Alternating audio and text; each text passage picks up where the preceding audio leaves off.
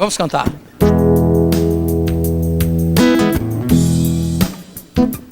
Lá vem ele, você. Lá vem ele, um sorriso, uma luz. Lá vem ele, a semente do amor que reluz. Não importa, vai cair ou secar, ele vai estar lá quando você precisar. Bata na palma da mão, pode ser melhor. Sua paixão, cantando. Sua palavra ele traz pra gente ouvir. Uma cidade, uma luz para sempre nos seduz. Lá vem ele, lá vem ele, um sorriso, uma luz. Lá vem ele, a semente do amor que reluz. Abram as portas e as janelas,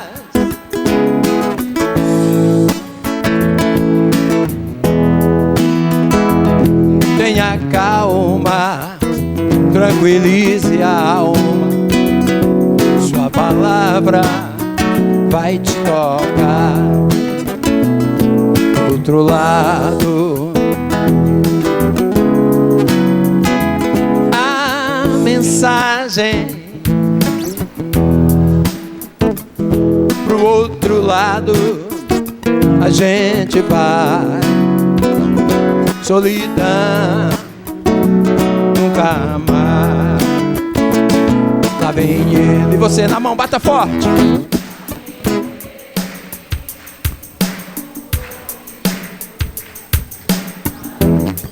Cante forte. Lá vem ele, o amor que reluz. Abram as portas.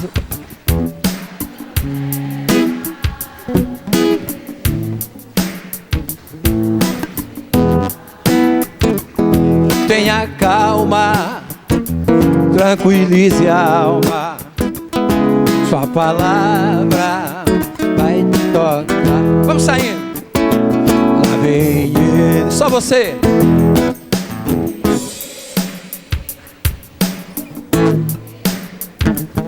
Uma luz, lá vem ele, a semente do amor que reluz.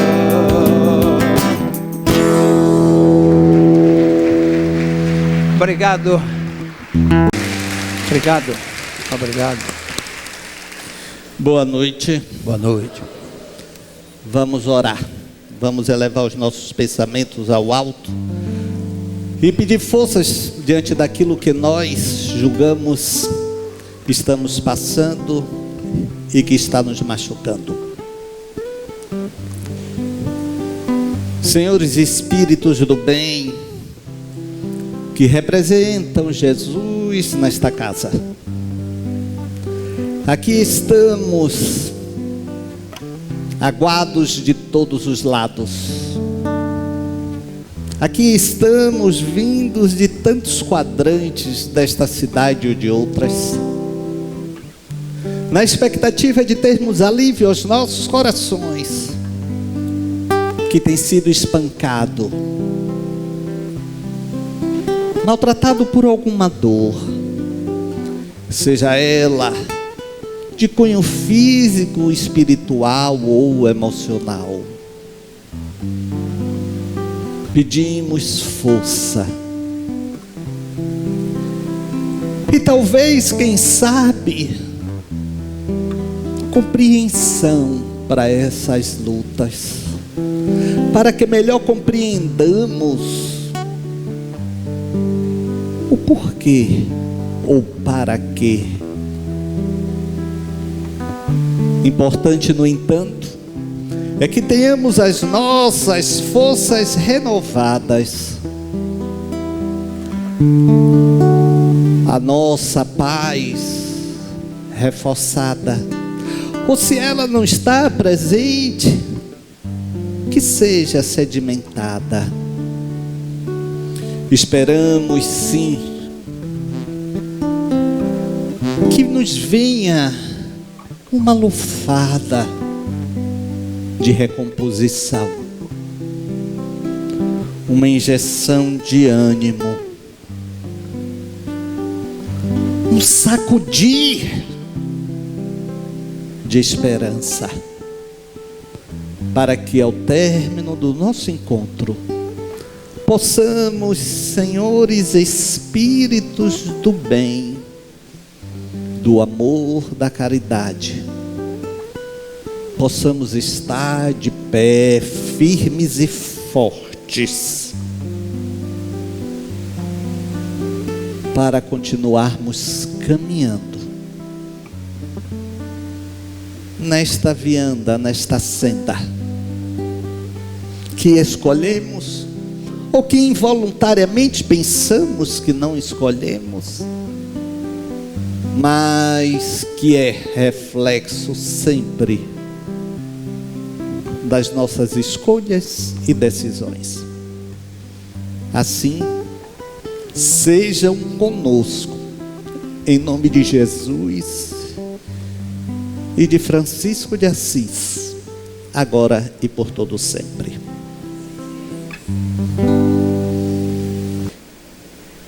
Eu coloquei como proposta, em verdade foi uma proposta de Pablo: você sofreu negligência emocional na infância? Por isto sua vida de relação é difícil? Aspectos também reencarnatórios. Meus amigos, quando nós falamos de ser humano, de individualidade, nós estamos sempre falando de espírito em processo de caminhada evolutiva. O que tomamos por evolução aí não quer dizer necessariamente que estejamos nos tornando superiores, espíritos superiores, espíritos sem máculas. Não.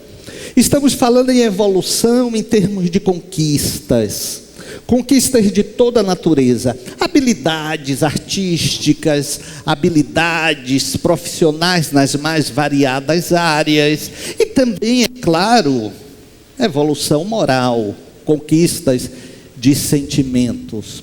Então nós somos produtos de nós mesmos sempre. Sempre, sempre, sempre. E o que nós angariamos em vidas passadas, nós não perdemos. Isto se mantém. Nós vamos agregando, sempre agregando. Frei Carlos tem uma consideração que é muito pertinente, porque as pessoas estão sempre se reportando aos processos de vida como sendo um castigo por algo que foi mal feito, por algo que numa vida passada foi um desastre em comportamento.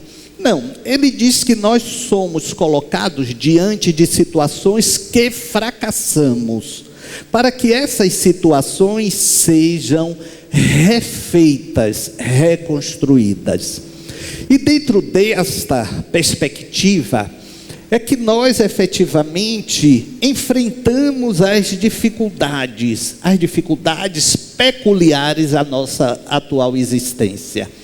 Sejam essas dificuldades de relacionamento, sobretudo no núcleo familiar, e há sempre muito questionamento em relação a isto, Mas não poderia ser diferente. No núcleo familiar é onde nós temos os maiores adversários, inimigos mesmo, do passado.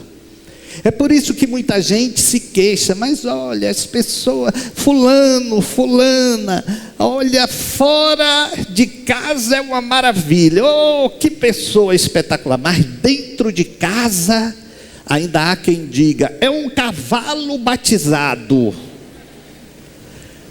Eu até fico sem entender se algum cavalo já foi batizado em algum momento, não é?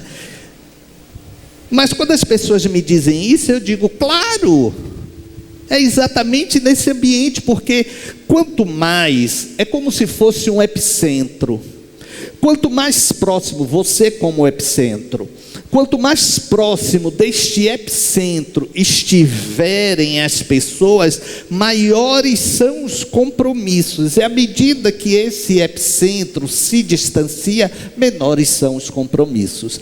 Então aquelas pessoas mais próximas de você são as mais comprometidas com você e vice-versa. E você com elas também. Razão pela qual há esta dificuldade.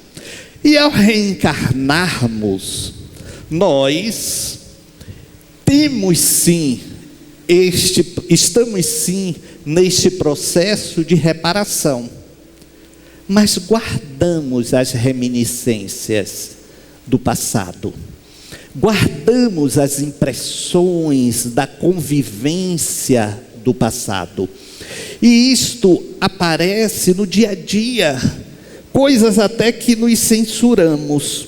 É possível que alguma mãe aqui, em algum momento, olhou para aquele filho e disse, meu Deus, tem hora que eu não aguento, eu vou dar de matar. Aí depois até se censura. Meu Deus, como é que eu tenho um pensamento desse, não sei o quê, não é? Mas é natural, porque ali são espíritos em processo de transmutação de sentimento. Observe que eu usei a palavra transmutar, eu não usei a palavra retirar. Há pessoas que falam muito assim, eu não vejo a hora de tirar de mim esse ódio. Você não tira o ódio de você, você transforma, você transmuta. Então esse é o objetivo. Então é claro, partindo desse princípio que nós estamos refazendo, estamos diante de situações que fracassamos, é natural que na atual vida nós tenhamos ainda as dificuldades por resolver com as mesmas pessoas de outras existências, agora em papéis diferentes, não mais no papel de mãe, filho, filha, mas agora ao contrário, ou de marido e mulher, ou ao contrário, o que seja, mas as ligações existem. Claro que há os afetos também, claro que há as pessoas que são reencontros de almas, não apenas nessa relação afetiva, mas na relação familiar também. Então há esses reencontros, essas identidades. Então, partindo desta compreensão, nós vamos começar a traçar esse entendimento exatamente desse processo de negligência emocional. A negligência emocional é estudada na psicologia muito em cima da criança. A criança que sente esta negligência emocional. E é uma questão tão forte e real que essa criança leva para a idade adulta todas as suas frustrações, se não resolvidas, todas as suas frustrações e expectativas que elas tiveram na sua infância. Todos nós tivemos essas expectativas. Então, a negligência emocional funciona como uma espécie de descaso dos pais com os filhos. É considerada maus tratos. São uns maus tratos, sim, mas não com aquela conotação de abandono, não com aquela conotação de desprezo, mas como a própria palavra fala, de negligência. Agora aí é que entra essa interseção do passado de outras vidas com o atual. Ou seja, aquela criança já é um espírito que vem daquela relação com seus pais e vice-versa. Os pais com aquela criança. Então, as exigências, as cobranças vão ser proporcionais e ligadas exatamente ao tipo de relação que se teve em vidas passadas. Ou seja, se aquele filho foi inimigo do seu pai e dos seus pais, a relação vai ser mais complicada na atual existência, porque ocorrerá o que nós chamamos de reminiscência. Reminiscência é a lembrança inconsciente das vidas passadas e do processo de relacionamento. Então aquela criança, ao seu turno, vai guardar expectativas. E nessas expectativas, ela poderá ser frustrada. Mas é interessante que muitas vezes não são expectativas em decorrência do não cuidado dos pais. Não sei se vocês estão me entendendo. São expectativas além daqueles naturais cuidados. Por quê? Porque há ali um processo de vida espiritual. Há um processo ali de refazimento de comportamentos.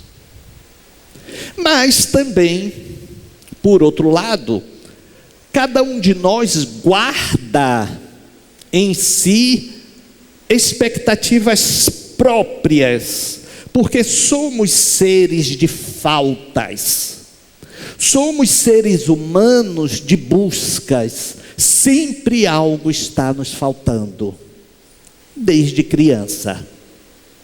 Então aqueles pais podem ser presentes, mas há uma expectativa do espírito criança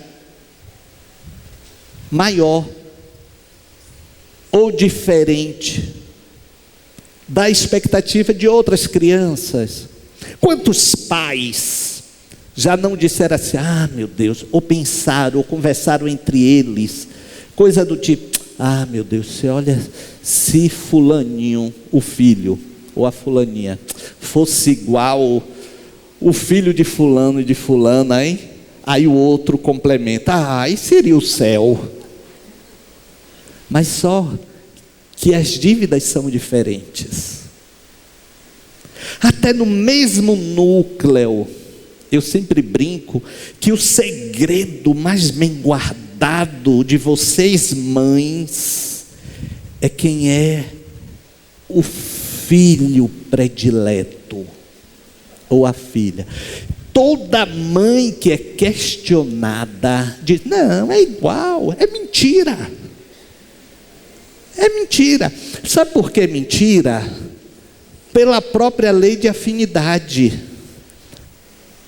Exatamente por conta desta carga de compromisso espiritual que se traz de outras existências. Aí quando vocês mães são colocadas em xeque, aí tem uma outra resposta que é padrão do manual de vocês. Não, olha, não é que eu goste mais ou ame mais um do que o outro. Não é isto. É porque precisa mais de mim.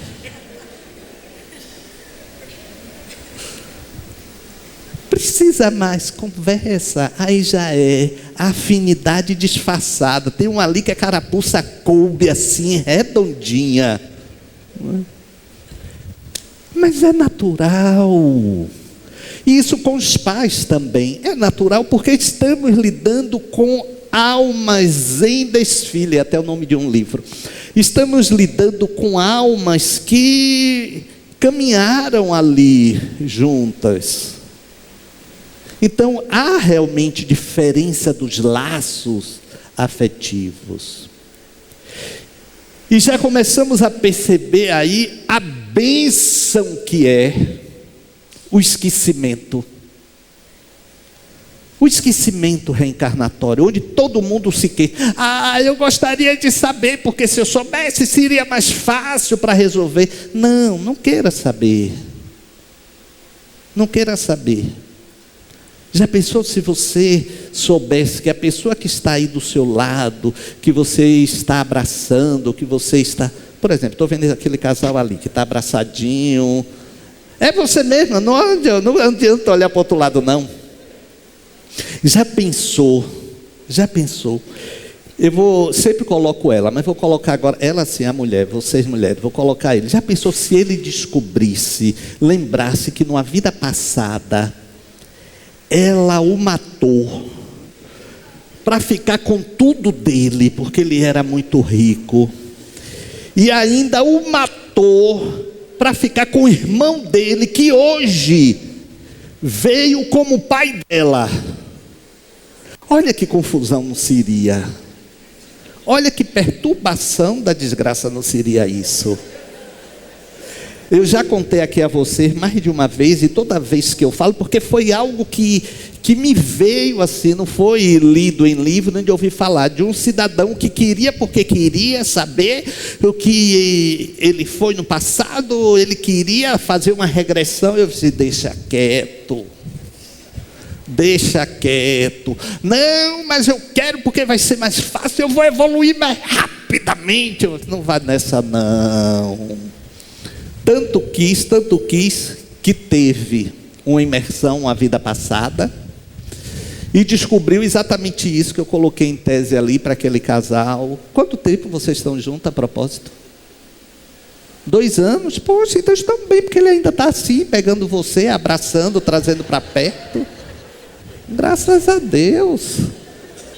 Graças a Deus. Porque isso é assim nos 2 primeiros meses, não é? Graças a Deus. Como a gente fala fácil, né? Graças a Deus, né? É graças a eles, né? Que estão fazendo por.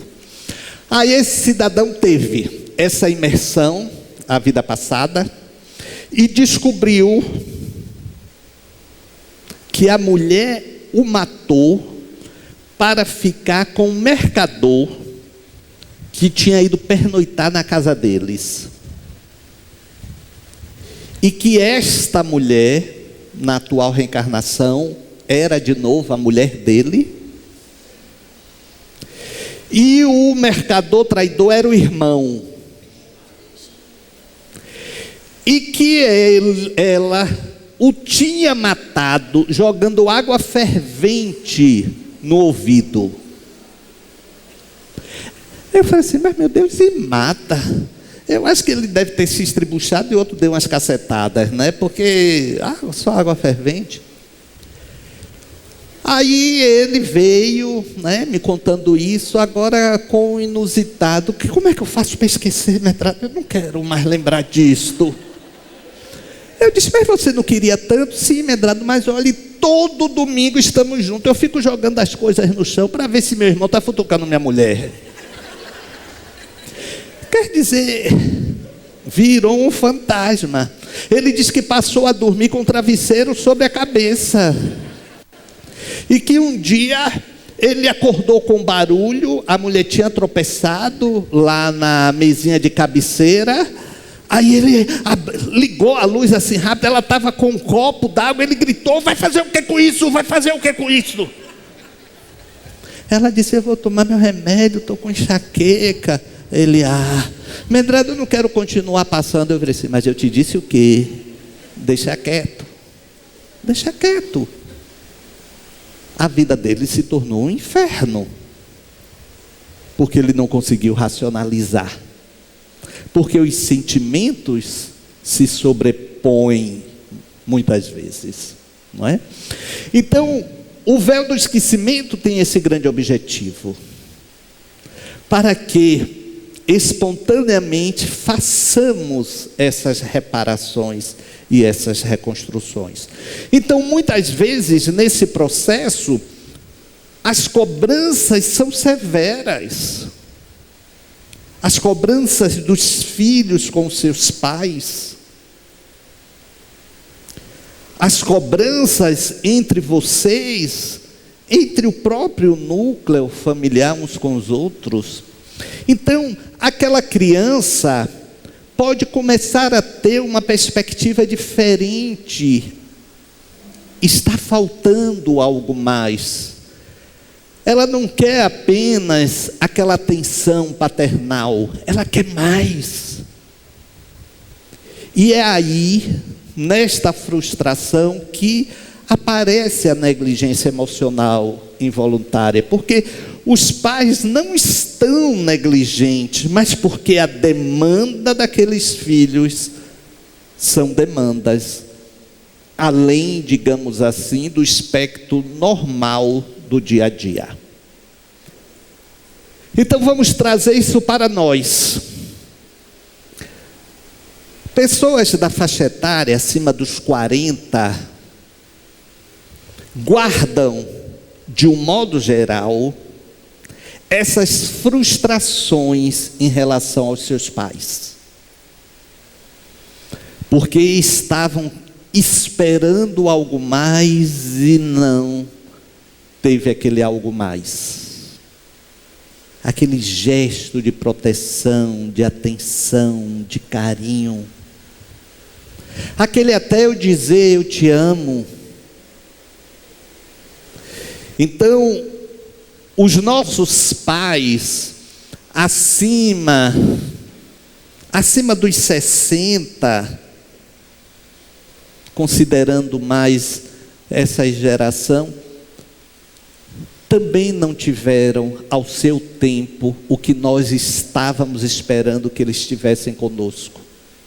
Os nossos avós também não. E assim, a gente vai vendo que à medida que vai recuando, menos eles tinham para nos dar, porque também não receberam.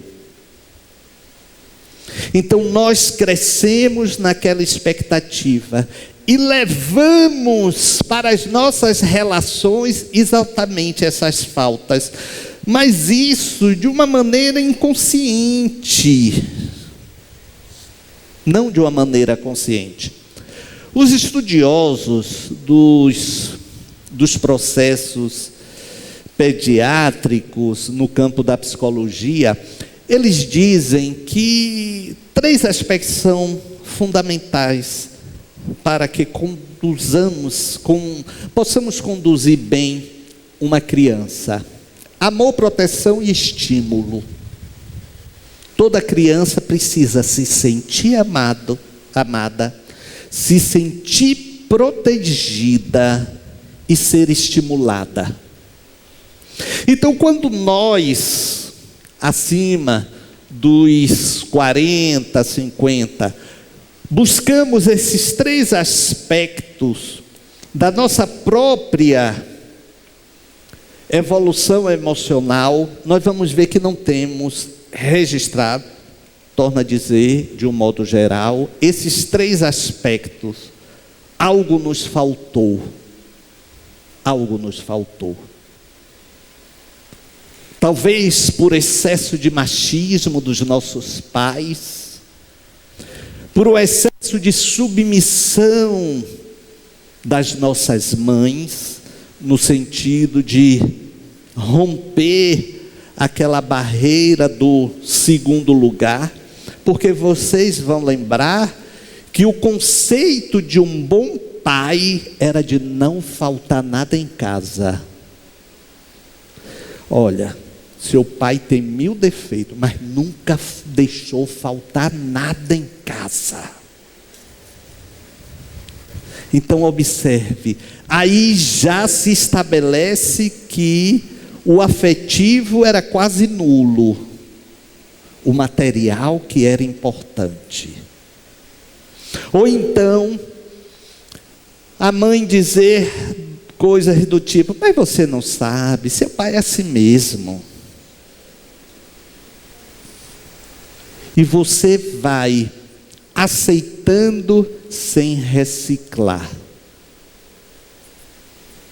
Você vai aceitando sem revisar. Minha filha, deixe de implicar com seu marido. Ele é homem. Homem é assim mesmo.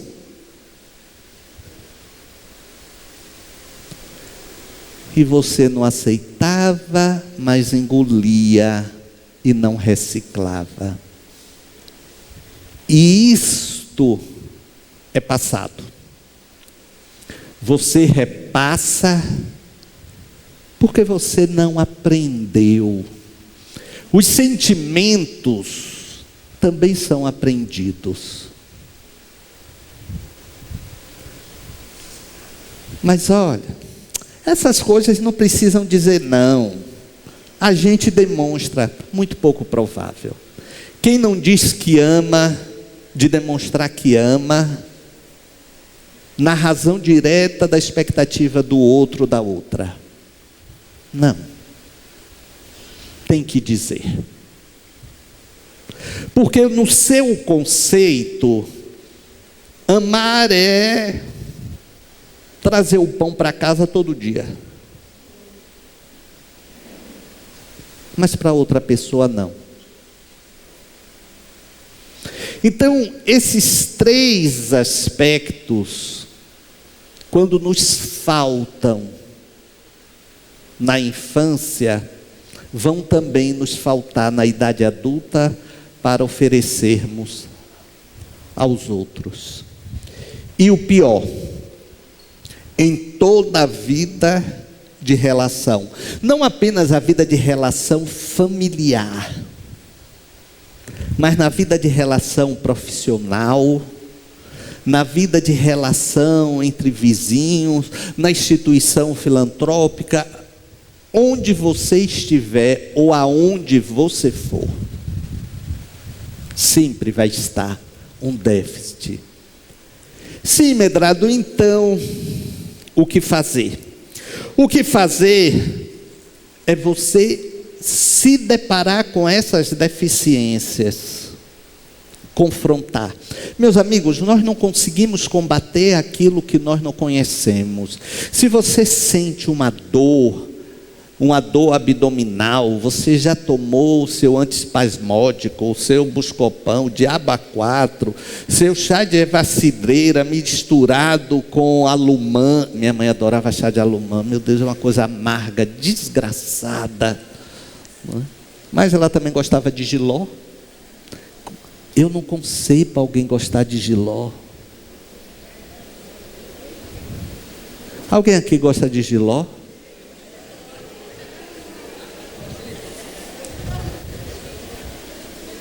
Menina, você, porque normalmente velho gosta de jiló, mas você gosta de jiló? É? As pessoas mais velhas gostam de tudo, né? É por isso que eu estou falando, não se ofendam não. É mesmo? Ama jiló? Gente, minha mãe dizia: o que é de gosto é o regalo da vida. Não é? O que é de gosto é o regalo da vida. Então, nós vamos... E porque eu falei do jiló, eu agora esqueci. Não é? Ah, sim. Então aí você toma essas coisas todas que indicam a você, e a dor não passa. Você vai fazer o quê? Você vai buscar um diagnóstico, lançar luz. As questões emocionais, morais devem ser vistas da mesma forma, e nós não fazemos isto. Nós vamos mascarando e sufocando. Gente, aí nos tornamos adultos chatos, exigentes. E o pior, atentamos contra nós mesmos. Nos tornamos adultos insuportáveis conosco, com nós mesmos. Não podemos ouvir uma crítica, que já nos espiamos. Vivemos em uma defesa permanente, por conta dessas faltas lá de trás.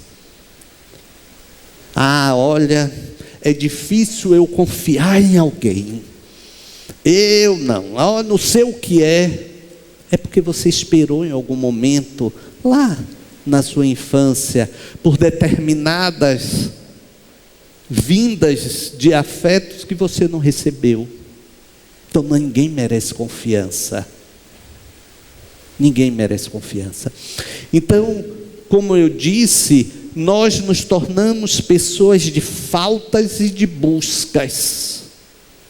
Mas em verdade essas faltas e essas buscas são processos mal resolvidos dentro de nós, que podem estar vindo esses processos de outras vidas, e tiveram ressonância e se mantiveram na atual existência.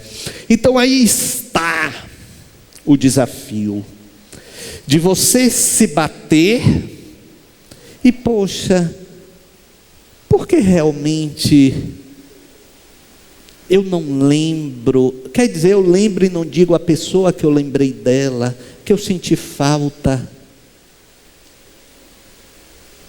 O que me custa? Olha esse chocolate aqui, eu me lembrei de você. Os mais recuados vão dizer, sabe o que é? Para não dar ousadia, porque se der ousadia, monta.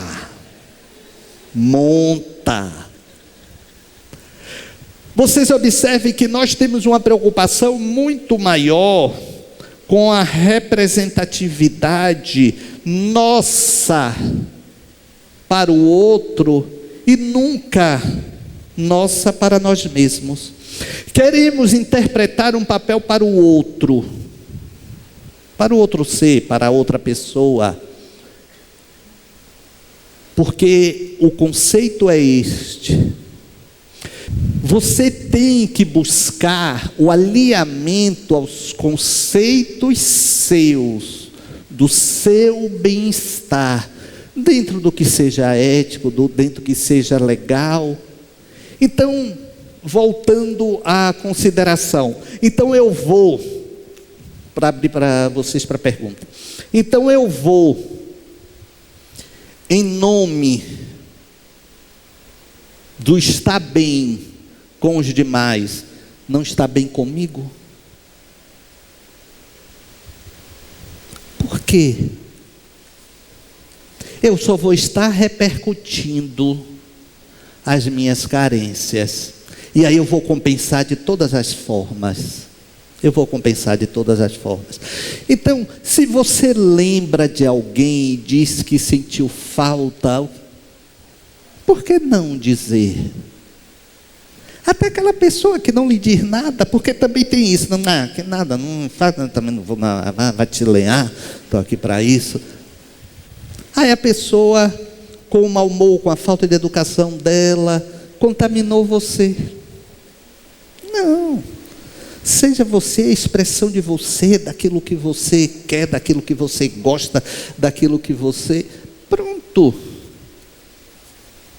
Pronto. Não tenha medo de ser rejeitado, de ser rejeitada. O problema está em você não se autoamar. Eu tenho um amigo que ele já fez assim alguns procedimentos médicos e tudo dá errado. Tudo complica. Aí uma vez ele disse: Medrado, veja aí, eu acho que é uma interferência obsessiva. Eu disse: não, É uma auto-obsessão. Sim, você é todo desarrumado. Como assim? Olha, você é preconceituoso. Aí eu saí dizendo, é isso. Então pare, não. Eu disse, além disso, chato. Pronto. É essa energia que circula em torno de você. Essa energia que as pessoas vão sentir, vão se encrespar. É isso aí. Vamos lá. Se vocês quiserem perguntar, Rogério, Guilherme, estão com o microfone. Boa noite, meu nome é Adenilson, vou refazer a colocação. É que eu percebi que tudo isso que o Medrado passou, se você não tiver muita consciência, você termina dando nó na cabeça, porque é muita coisa para poder se preocupar. Aí o que acontece é que a possibilidade, a gente só pode ser cobrado dentro daquilo que a gente conhece, e a gente só pode avançar daquilo que a gente tem conhecimento, porque à medida que a gente vai conhecendo as coisas, as exigências próprias, as exigências também dentro daquilo que a gente está envolvido, realmente terminam aumentando. E o bom disso tudo, que independente da idade, a gente está sempre pronto para aprender a mudar, aprender com os outros, aprender num lugar onde hoje estamos, porque disso que o Medrado falou, quem não tem o conhecimento e não recebeu isso, vai fazer essas mudanças como? Através da intuição, através dos relacionamentos, mas aí seria uma coisa que seria mais intuitiva do que do próprio conhecimento, não seria algo consciente. Aqui a gente termina fazendo as transformações de uma forma consciente. Eu acho que isso que é importante, e dentro da própria vida, mesmo que nós como pais tenhamos negligenciado na educação dos nossos filhos, e se nós formos negligenciados também, nessa altura da idade de 40, 50 anos, a gente já deveria passar pela transformação. E isso tudo que a gente deixou de fazer ou deixou de receber, já deveria ter ficado um pouco no passado, para poder a gente fazer a transformação enquanto estamos aqui reencarnados. Olha, você faz uma confusão filosófica entre saber e conhecer. Conhecimento é aprendizado, saber é de sabedoria. Geralmente as pessoas confundem, e são coisas diferentes. Você conhece porque você estuda, você sabe porque você vivenciou, porque você experienciou, né? Mas geralmente as pessoas comungam, fazem uma ponte entre saber e conhecer. Mas olhe, não há quem não saiba o que seja um afeto. Não há quem, mesmo aquela pessoa, mesmo aquele, eu vou trazer como exemplo, aquele morador lá do sertão, adusto, rude, aquele homem da terra, não é?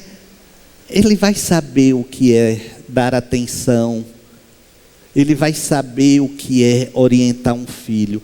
Aí é que está o desafio, nós compreendermos que na medida dele, ele deu o melhor. Mas nós não fazemos isto. Nós cobramos e carregamos para o resto da vida a síndrome de Gabriela. Eu nasci assim, eu cresci assim, eu vou ser sempre assim. Não é? Não, a pessoa precisa compreender que seus pais deram o melhor. Eles não souberam, digamos, cultivar o amor de mim, mas eu tenho a obrigação de honrá-los pelo melhor que eles me deram. Então, aqui não tem ninguém adusto, ninguém rude, que não possa entender isto. E aí eu fazer a transformação pelo meu saber. Não é? Eu fazer a transformação pelo meu saber. Por essa transformação natural. E não sair culpando. Não é? Lá em casa não me deram amor, não me deram atenção. Poxa, você já tem 100 anos, tenha paciência. Vai ficar cobrando ainda as coisas de seus pais? Não, é isso. Porque nós também queremos delegar culpas. Queremos sempre delegar culpas. Nunca somos os culpados. Não. Até, olha, vocês vejam que isso é tão sério que até nos crimes que a gente vê noticiado, a gente vê as pessoas tentando justificar o criminoso.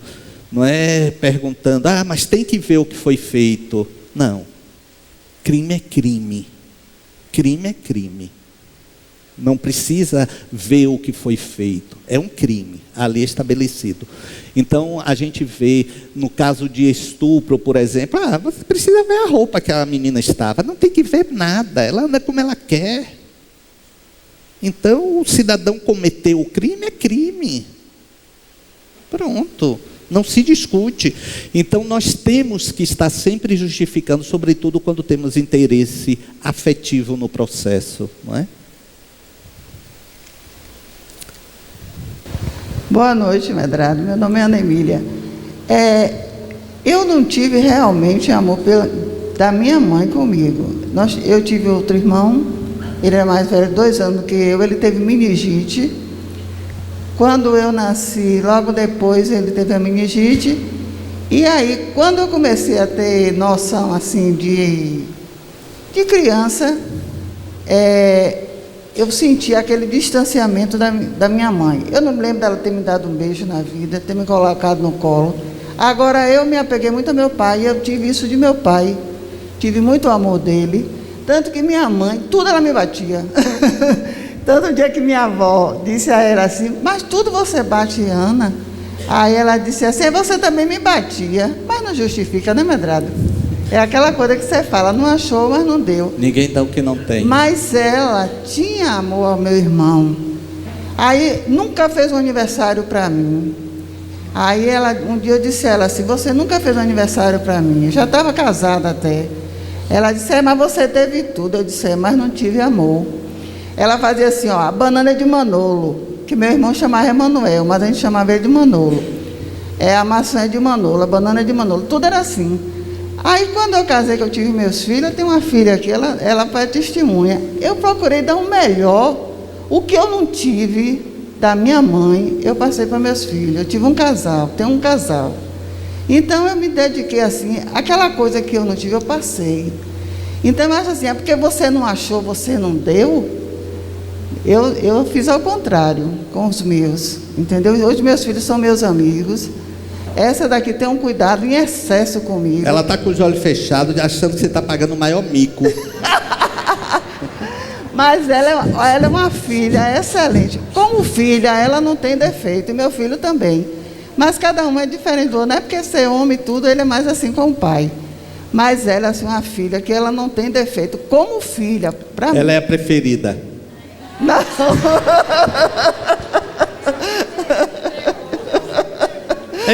São diferentes, né?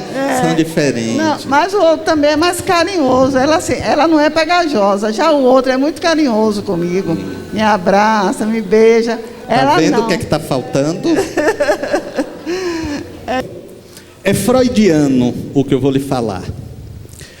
Filha e mãe são rivais por conta do amor do pai. Observe que você aí registrou seu pai, sua mãe percebia isto, inconscientemente percebia, e isso gerava desconforto nela. Como com o filho, o sentimento de proteção à mãe, o velho complexo de Édipo, é uma realidade também, não é? Então, isso é super natural. Então você soube como fazer isto, pela sua vivência. Aquilo não foi bom, fazer o contrário. Mas ela não deu o que não tinha, ela deu o melhor dela. Ela deu, não lhe faltou nada. E o que é que ela disse? Não é? Mas dentro do conceito dela, e não dentro exatamente da expectativa que você guardava. Todos nós temos isso. O importante é exatamente isso que você fez. Você reconheceu, e olhe, eu vou dar um freio nisso. Com os meus filhos não será assim. Então, é isso que não precisa, o conhecer, o saber é suficiente. Alguém mais? Militar, sargentando o exército, eu precisava provar que era o melhor, sempre o melhor da sala, o melhor nas lutas. Na verdade, meu pai via em mim aquilo que ele gostaria de ser. Perfeito. Enquanto lutador. E por outro lado, um homem extremamente carinhoso, bondoso, amoroso, coisa que eu buscava na minha mãe e não conseguia, ao ponto de muitas vezes tentar abraçar a minha mãe com o afeto que eu tinha de meu pai. Meu pai eu beijava na boca, e a minha mãe eu nunca tive esse, né? A não ser quando eu estava doente, a não ser quando eu sofri um acidente, ou quando eu tomava uma das diversas surras que tomei por conta de muita traquinagem. E aí eu me teletransportei, né? E hoje aos 50 eu passo a fazer um balanço. Será que até hoje eu não sofro tantos acidentes ou tenho tantas intercorrências justamente para chamar um pouquinho mais a atenção da minha mãe ou dos meus familiares? Será que isso não está no meu subconsciente ainda? Perfeito. Né? Como uma...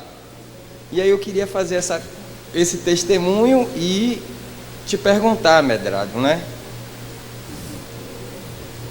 Estou fazendo um tratamento aqui de desobsessão, tive aí um acidente agora, treinando para uma das minhas lutas, né, de judô e tal, tentando treinar para o Mundial de Judô Master, e aí sofri um outro acidente no joelho. Olha que no diálogo ele fala que é o Judô Master, porque ele ainda continua com a necessidade do reconhecimento paternal. É verdade.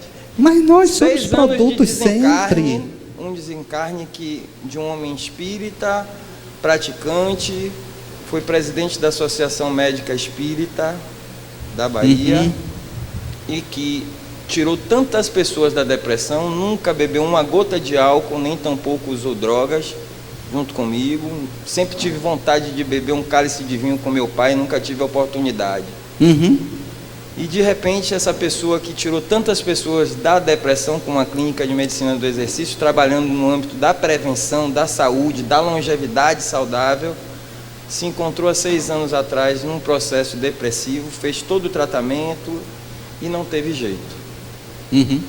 Eu não perdi porque eu tenho meu pai nas melhores lembranças, mas são 6 anos em que quando ele cometeu o ato, em menos de 5 minutos eu estava no apartamento dele, ele me deu a vida 3 vezes nesses meus acidentes, e eu, no momento em que eu coloquei a mão no peito dele para fazer a manobra de reanimação, onde ele estava tendo a primeira parada cardíaca, que eu olhei em volta, era massa encefálica para todos os lados. Fechei o olho e digo, vai, pai. Fiz uma oração mas isso está aqui.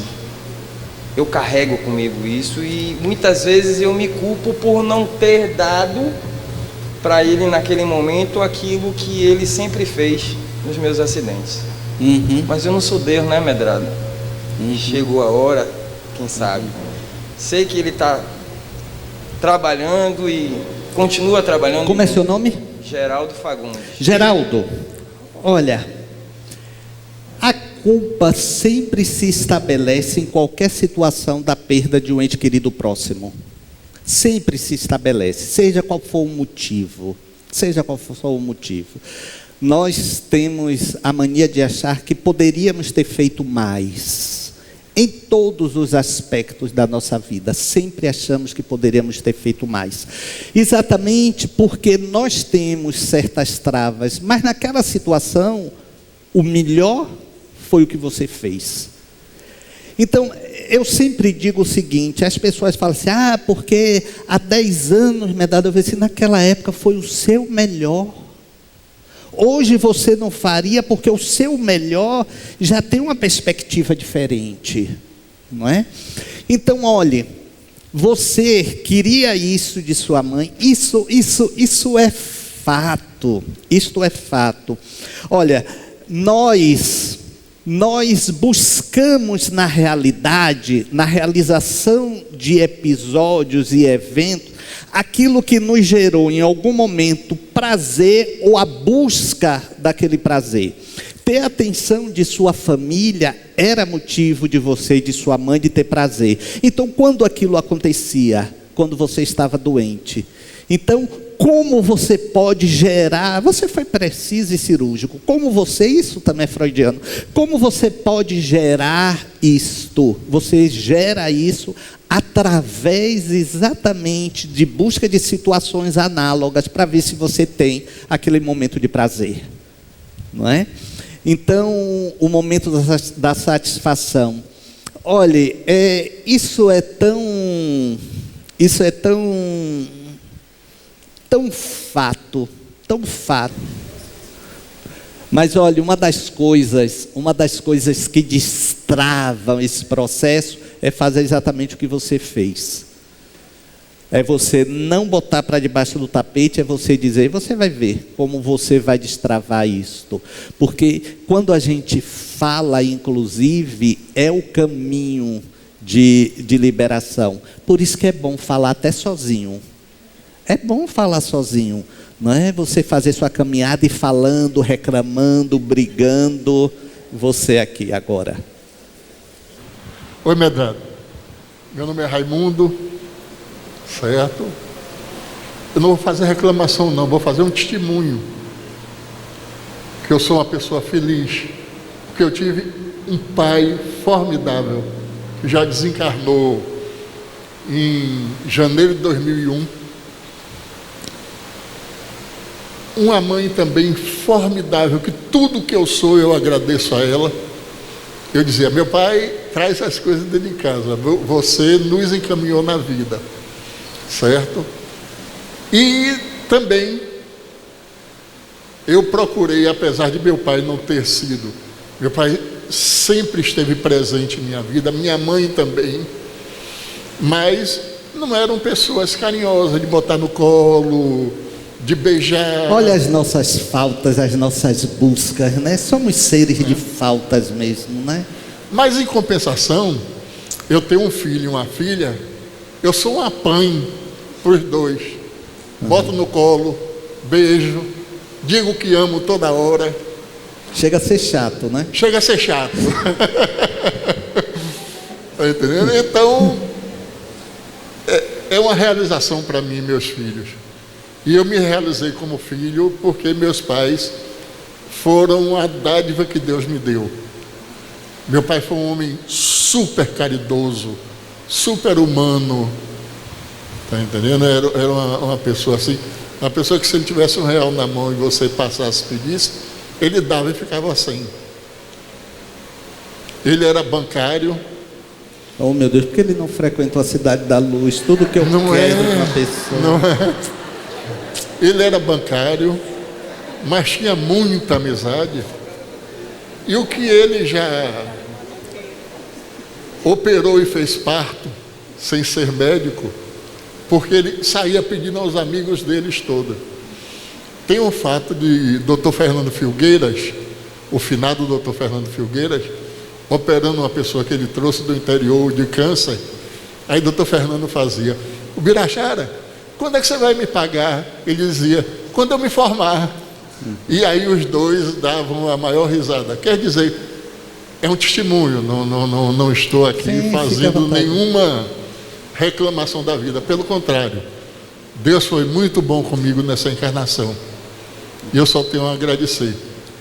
Olha, você sabe, quando a gente fala Deus foi muito bom, claro que a gente fala das energias que movimentam a vida, mas você soube também fazer resiliência dos seus processos, não é? Você soube, não é, buscar exatamente o melhor do que cada um tinha, no que eles tinham de melhor. O problema é exatamente este. A gente gera, o melhor é isso, dentro do nosso conceito, e a gente não reconhece o que o outro, sobretudo os nossos pais, tinham. Olha, eu tinha uma birra com meu pai muito grande, porque meu pai deixou minha mãe, constituiu família fora, depois voltou, e minha mãe aceitando aquilo. Teve um momento de libertação que eu disse o seguinte, espera aí, minha mãe ficou na situação porque ela quis, ela aceitou, Então, meu pai era meu pai e ela aceitou.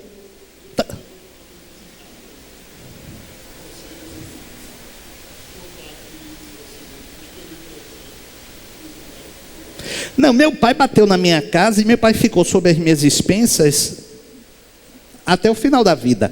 E se você, colega de meu irmão mais velho, se você esteve lá no velório, porque meu pai queria que eu falasse quando ele morresse. E o que eu disse foi o seguinte: estamos aqui, seus 6 filhos. Eu tive irmão que eu conheci naquele dia. Literalmente. E eu os chamei para segurar na alça do caixão. E eu não fui, não, eu trouxe eles, o mais velho da outra família, que eu não conhecia, e meu irmão mais velho ficaram, na cabeceira, aquela coisa do protocolo, que meu pai era formal, Então, poxa, eu não tive, nem de pai nem de mãe, chamego. Minha mãe também não era minha mãe era uma pessoa extraordinária, mas não era de botar nossa cabeça no colo, nada disso. Mas uma pessoa órfã, ia dar o quê? Meu pai tem uma história de família que só com o tempo eu contar a vocês. Meu pai, uma outra pergunta, e já está na hora da gente aqui. Boa noite, me chamo Patrícia Azevedo. E só resumindo rapidamente o que você falou para poder fazer minha pergunta. Você disse que a criança vai sentindo, mas não vai reciclando e nem revisando os seus sentimentos, criando adultos com dores e traumas, não é isso? Tornando essas pessoas com faltas e buscas, nessa fase adulta. Você me trouxe, parece, como uma solução, quando ele falou que o fato dele ter sido resiliente com os processos da vida tornou ele essa pessoa que ele é hoje. Mas e no caso dessa pessoa que não é resiliente?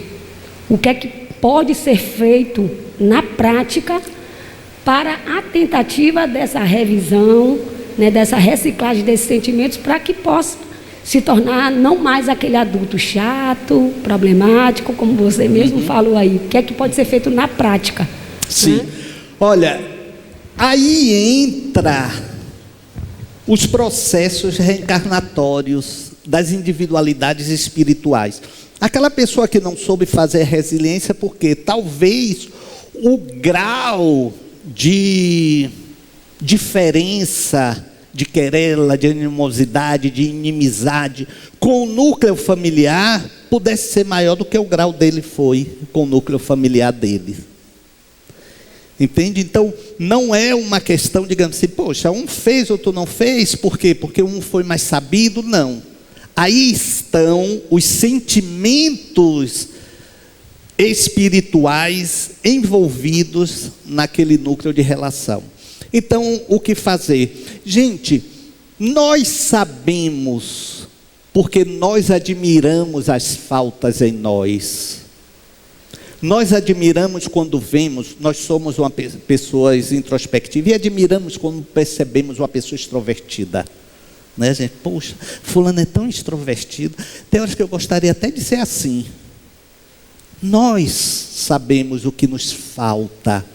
Então, é tentar exatamente fazer um programa de modificação daquilo que nós elegemos como falta para deixar de ser falta. As pessoas reclamam em torno de nós: e você é muito frio, você é fria. Poxa, então temos que levar isso em consideração. Não é?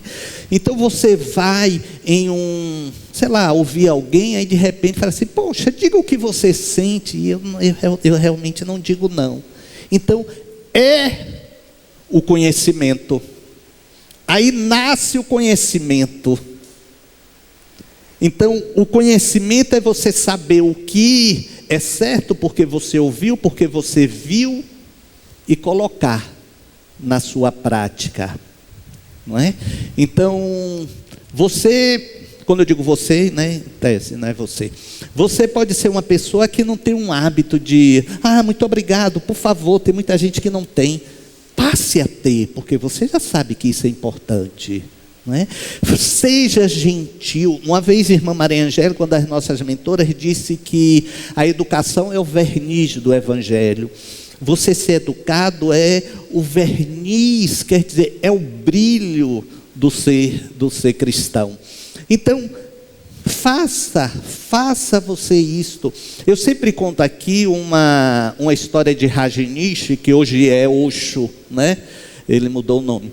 Então, que ele morava nos Estados Unidos, ele ia comprar um jornal numa banca todos os dias e ia com um discípulo. Aí ele chegava todo efusivo para o jornaleiro: bom dia, o jornal está aí, ó, isso aí, o senhor pega aí, pague, né?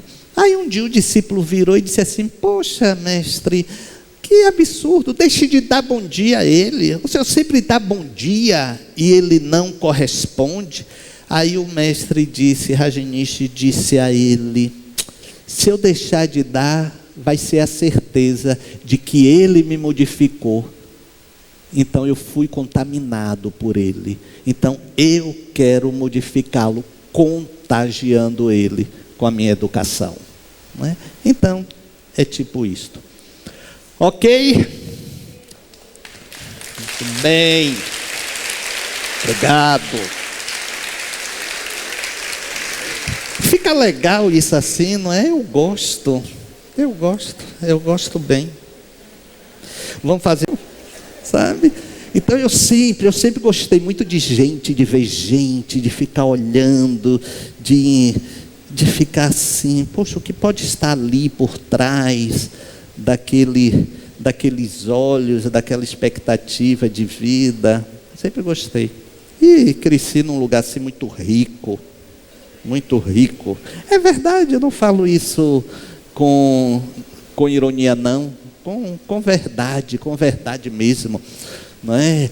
Poxa, olha, na época da festa da Conceição da Praia, aí pessoal, a gente ficava estacionando os carros. Aí alguém me pergunta assim: a sua infância foi feliz? Não. Minha infância não foi feliz, porque uma infância de um menino que passa fome, que fica sem perspectiva, não é feliz. Mas foi rica, inclusive, por isto. Não é? Eu sempre brinco, né? A gente tomava tanto mingau de cachorro, eu, meu irmão Rafael ali, que eu não sei porque hoje eu não estou latindo, porque era para eu estar latindo em vez de estar falando, não é? Mas, não é? Isso faz parte. Olha, eu lavava muito carro, né? Rafael estava me lembrando um cliente que eu tinha, que era um cliente assim, que batia lá em casa para eu lavar o carro dele. Isso eu estou falando eu com 11 anos de idade, 12 anos de idade. Avião, era um taxista. Mas como eu lembro de avião, como eu sou grato, é aquela velha história, não é? Quem faz não lembra, quem recebe não esquece. Não é? Então eu tenho certeza, eu acho até que ele já deve ter morrido, desencarnado, porque eu era menino, ele já era assim, meio senhor, mas eu lembro bem, um dia desse Rafael estava lembrando dessas coisas e lembrou dele, de avião. Então, poxa, eu era um excelente lavador de carro, viu, Henrique? Tem técnica para lavar carro. Tinha técnica. E nos pneus eu passava óleo queimado para poder ficar preto. Era o diferencial da minha lavagem.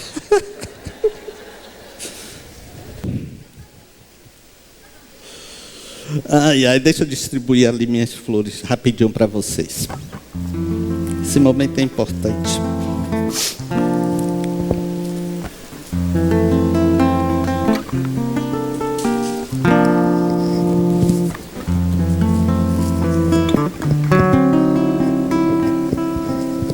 Eu tenho tanto pra te falar, mas com palavras não sei Diminuiu dizer. aqui a altura, ficou mais fácil, Rogério. Como é grande Diminuiu a altura, ficou mais fácil para o eu descer. meu amor por você. E não há nada pra comparar. Vocês três. para sobem poder depois da reunião. te Vocês sobem explicar para um atendimento como é após a reunião, grande tá bom? o meu amor por você.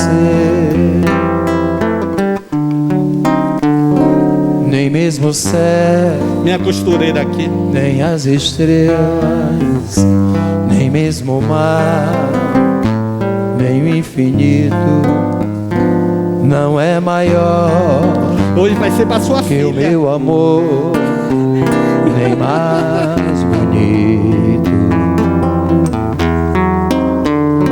Me É desespero amor assim mesmo, é? a procurar Dê para ela, por favor. alguma forma de te falar. Vá. Quando terminar, peça para ela. O meu amor por você. Nunca se esqueça, nem um segundo. Eu tenho amor maior do mundo. Isso, muito bem. Como é grande o meu amor por você. Esse olhar seu de pidão aí, Augusta. Nem mesmo o céu, nem as estrelas, nem mesmo o mar, nem o infinito não é maior Os passistas já podem se que o meu posicionando. amor, nem mais bonito. Calil, cadê o seu trabalho, Calil? Me desespero a procurar alguma forma de te falar, cantando. Isso é roupa de boate. O meu amor por você. Nunca se esqueça que eu tenho amor. Vou é comer amanhã, viu? Já comi hoje. Como é grande o meu amor por você. Tome pra você também. Mas como é grande o meu amor por você. Eu tenho tanto pra te falar, mas com palavras Pra você também. não sei dizer como é grande o meu amor por você. E não há nada pra comparar, para poder te explicar como é grande o meu amor por você. Nem mesmo o céu, nem as estrelas, nem mesmo o mar, nem o infinito não é maior que o meu amor, nem mais bonito. Me desespero a procurar alguma forma de te falar como é grande o meu amor por você. Nunca se esqueça, eu tenho amor maior do mundo. Como é grande o meu amor por você. Senhor Jesus, amigos espirituais que nos acompanham e se fazem representantes desta força bendita de amor, de caridade, que promana do mais alto e chega a nós como um bafejo de esperança, de caridade. Pedimos por nós mesmos, por nossas lutas, pelas dificuldades que temos que travar, pelos destravamentos que precisamos fazer. Mas também pedimos por aquelas pessoas cujos nomes colocamos sobre a mesa, encarnadas e desencarnadas. Pedimos para que cada uma possa, por acréscimo da misericórdia, receber o de que necessita no seu processo de crescimento. E a nós, senhores espíritos, dirigimos-nos também agora aos nossos anjos da guarda, aqueles que são espíritos responsáveis pelo encaminhamento da nossa vida, que nos inspirem sempre nas resoluções, nas tomadas de decisões, mas também possam apacentar as nossas almas quando elas estiverem inquietas, perturbadas por dificuldades e por dores. Que possamos sim, o outro lado, por favor, os passistas, que possamos sim ter agora a recepção de que necessitamos,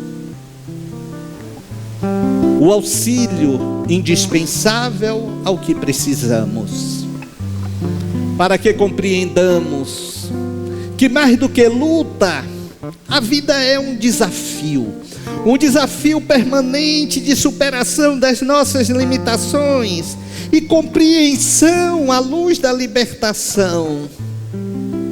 O para quê estamos passando essas dores?